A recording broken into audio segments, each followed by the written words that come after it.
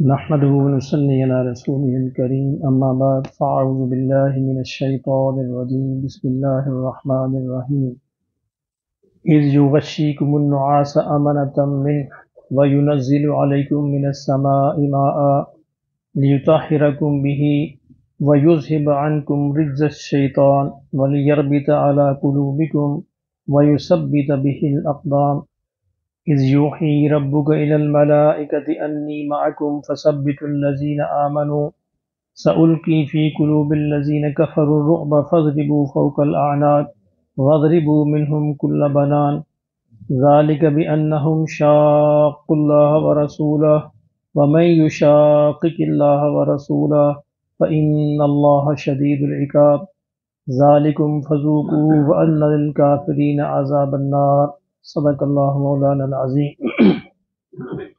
ہم دیکھ رہے ہیں کہ غزوہ بدر کے پس منظر میں ساری آیات بیان ہو رہی ہیں، اور جیسا کہ میں نے عرض کیا تھا کہ غزوہ بدر اس بات کا پیغام ہے کہ اللہ کی مدد کیسے آتی ہے، وہ کون سے قوانین ہیں جن کو پورا کرنے سے اللہ اپنی مدد کو بھیجتے ہیں۔ اس پوری صورت میں بڑی تفصیل کے ساتھ ان کو بیان کیا گیا، اور اللہ نے اپنی مدد کیسے بھیجی، کس کس شکل میں بھیجی، یہ بھی بیان کیا گیا۔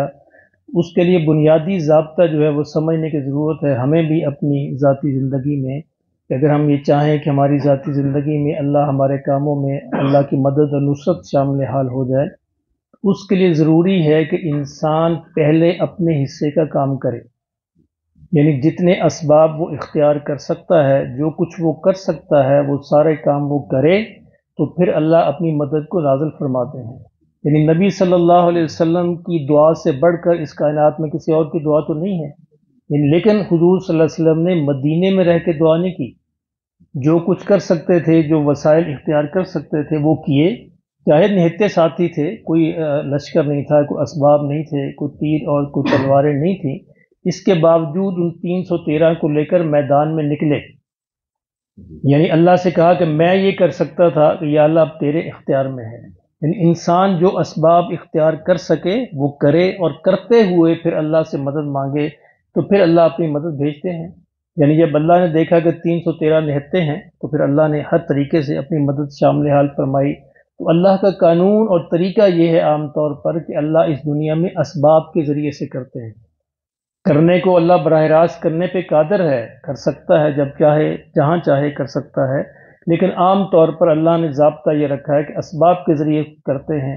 موسیٰ علیہ السلام کو جب سمندر کے کنارے پہنچ گئے تو اللہ سمندر کو ویسے بھی حکم دے سکتا تھا کہ تو ان کو راستہ دے دے، لیکن اللہ نے موسیٰ علیہ السلام سے کہا کہ تم اپنی لاٹھی کو سمندر پر مارو، یعنی ایک سبب اختیار کرو، چاہے اس سبب کی حیثیت کوئی نہیں تھی، اصل میں تو اللہ ہی کا حکم تھا، لیکن وہ سبب اختیار کیا تو اللہ نے پھر وہاں پہ راستے بنا دیے۔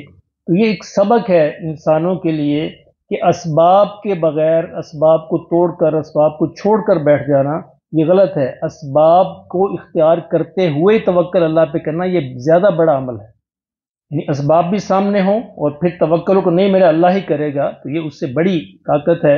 حضرت مریم علیہ السلام جب عیسیٰ علیہ السلام کی پیدائش کا وقت آیا تو آپ باہر ایک جگہ تشریف لے گئیں جہاں پہ کھجوروں کے جھنڈ تھے، اور اس کے بعد جب آپ کو بھوک لگی، عیسیٰ علیہ السلام کی پیدائش ہو گئی، تو اللہ نے کہا مریم علیہ السلام سے وحی کی کہ تم جو کھجور ہے تمہارے پاس اس کو ہلاؤ، اس کے ہلانے سے تو وہ کھجوریں گر پڑیں گی، ان کو کھاؤ۔ یعنی یہ نہیں کہا کہ اللہ نے کھجور کی ٹہنی کو حکم نہیں دیا کہ جاؤ مریم کے منہ میں چلی جاؤ، نہیں، ایک سبب اختیار کیا کہ نہیں تم اپنی کوشش کرو، اس کھجور کو ہلاؤ تو پھر کھجوریں گریں گی، تو انہوں نے کیا۔ تو یہی سارا کے سارا ہمیں سمجھنے کی ضرورت ہے۔ عام طور پر مذہبی ذہن جو ہے، جو غلط کانسیپٹ پہ ہوتے ہیں، وہ سمجھتے ہیں کہ بس اب کرنے کی کیا ضرورت ہے، بس اللہ ہی کرے گا۔ نہیں، یقیناً اللہ کرے گا، لیکن اللہ نے اس کائنات کو، اس جہان کو اسباب کے ساتھ جوڑا ہے، اسی لیے یہ ایک بڑا امتحان ہوتا ہے کہ اسباب اختیار کرنے ہیں لیکن اسباب پر یقین نہیں کرنا، بڑی مشکل امر ہے، بڑا اپنے آپ کو سکھانا پڑتا ہے۔ انسان کہتا ہے کہ میں پانی پیتا ہوں تو پیاس بجھتی ہے، نہیں، پانی کے اندر طاقت نہیں ہے۔ اللہ اکبر، یہ ہے سمجھنے کی بات کہ پانی اللہ چاہے گا تو پیاس بجھائے گا، نہیں چاہے گا تو اور پیاس لگا دے گا، ٹھیک ہے؟ آگ کے اندر طاقت نہیں جلانے کی، اللہ چاہے گا تو آگ جلائے گی، نہیں تو نہیں جلائے گی۔ تو یہ اس بات کی تربیت دینا، اپنے آپ کی مشق کرنا، یہ بڑی محنت کا کام ہے، اور یہ زیادہ بڑا عمل ہے اسباب کو چھوڑنے سے، کیونکہ اسباب بھی سامنے ہوتے ہیں، عام طور پہ بندہ ان پہ یقین کر بیٹھتا ہے، تو ان کو سامنے ہوتے ہوئے ان پہ یقین نہ کرنا اور پھر اللہ رب العزت پہ توکل کرنا، یہ اصل چیز ہے۔ اور غزوہ بدر کا پیغام یہی ہے۔ اللہ نے پچھلی آیتوں میں ہم نے دیکھا کہ پہلی جو مدد اللہ نے نازل فرمائی وہ فرشتے تھے۔ اللہ نے وعدہ فرمایا کہ وہ 1000 کا لشکر ہے، تو میں بھی 1000 فرشتے تمہاری مدد کے لیے بھیج رہا ہوں، تم پریشان نہ ہونا۔ اب اگلی اللہ نے مدد فرمائی، اِذْ يُغَشِّيكُمُ النُّعَاسَ أَمَنَةً مِّنْ، فرمایا کہ جب اللہ نے تم کو ڈھانپ لیا اونگ سے، نیند سے، اپنی طرف سے اطمینان کے لیے، یعنی اللہ کی طرف سے اطمینان نازل ہوا تم پر، وَيُنَزِّلُ عَلَيْكُم مِّنَ السَّمَاءِ مَاءً، اور اللہ نے آسمان سے پانی نازل کیا، لِيُطَهِّرَكُم بِهِ، تاکہ تم کو اس سے پاکیزہ بنائے، وَيُذْهِبَ عَنكُمُ الرِّجْزَ الشَّيْطَانَ، اور تم سے شیطان کے جو گندگی ہے، نجاست ہے، اس کو دور کرے۔ دوسری مدد کیا تھی؟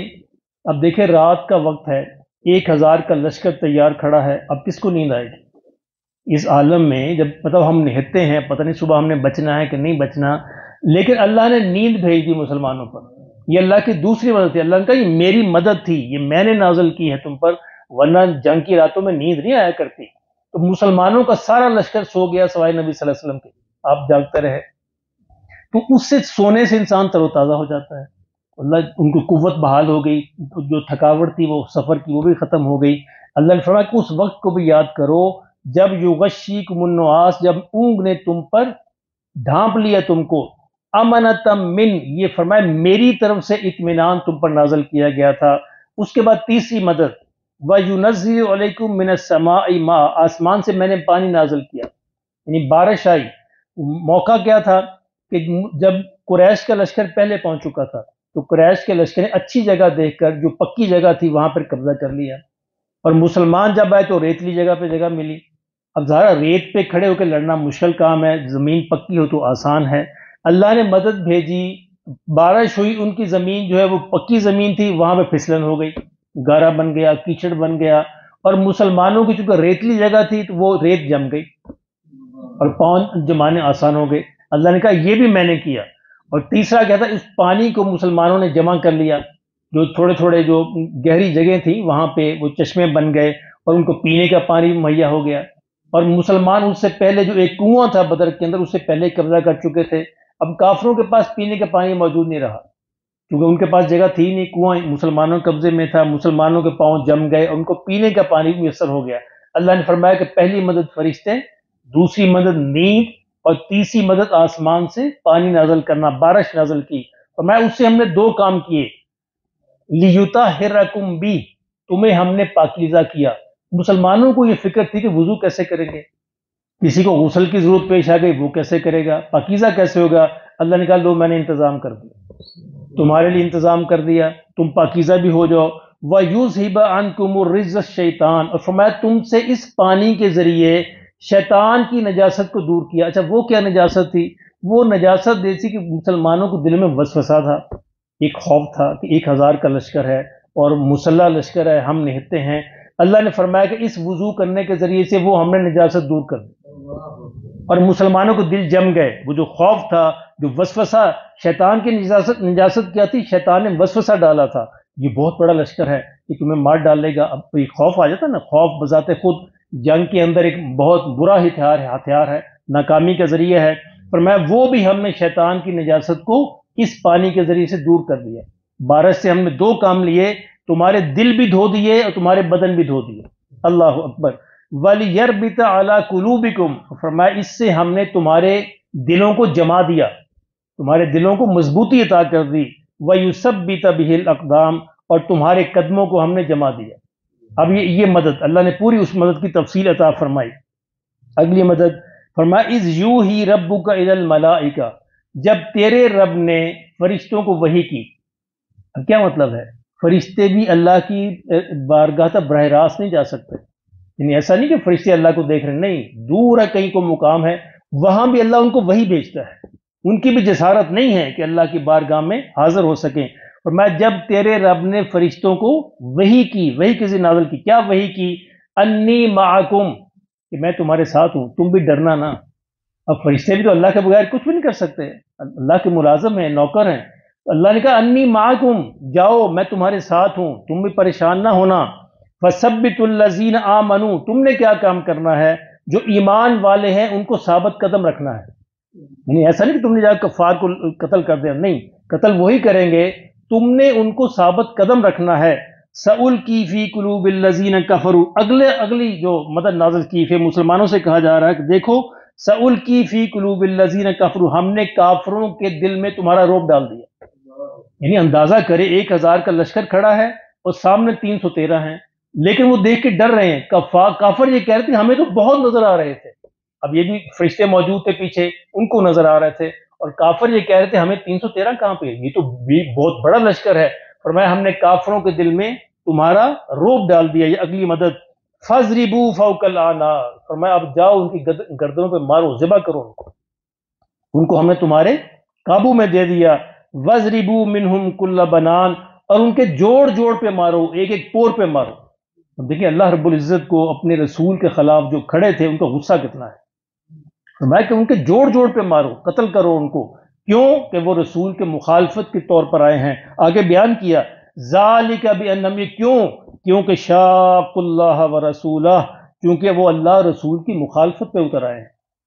اب دیکھیں اللہ رسول کی، یعنی رسول اللہ کا نمائندہ ہوتا ہے، رسول کی مخالفت اللہ کی مخالفت ہوتی ہے۔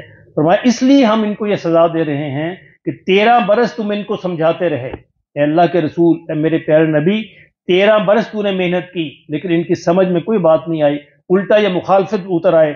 اب یہ موقع ہے کہ ان کے جوڑ پہ مارو، ان کی گردنوں کو ذبح کرو اور ان کو پکڑو اور ان کو جانے نہ دو۔ وَمَن يُشَاقِقِ اللَّهَ وَرَسُولَهُ، فرمایا جو بھی اللہ اور اس کے رسول کی مخالفت کرے گا فَإِنَّ اللَّهَ شَدِيدُ الْعِقَابِ، اس کے لیے بڑی سخت سزا ہے۔ اللہ ہمارے حال پر رحم فرمائے۔ ہمارے بھی یعنی ایک بات تو سخت ہے، مسلمانوں کے بھی بعض وقت عملی طور پر مخالفت کرتے ہیں، عملی طور پر، یعنی ایک طرف اللہ رسول کا حکم کھڑا ہوتا ہے اور مسلمان کا منہ دوسری طرف ہوتا ہے، یہ عملی مخالفت ہے۔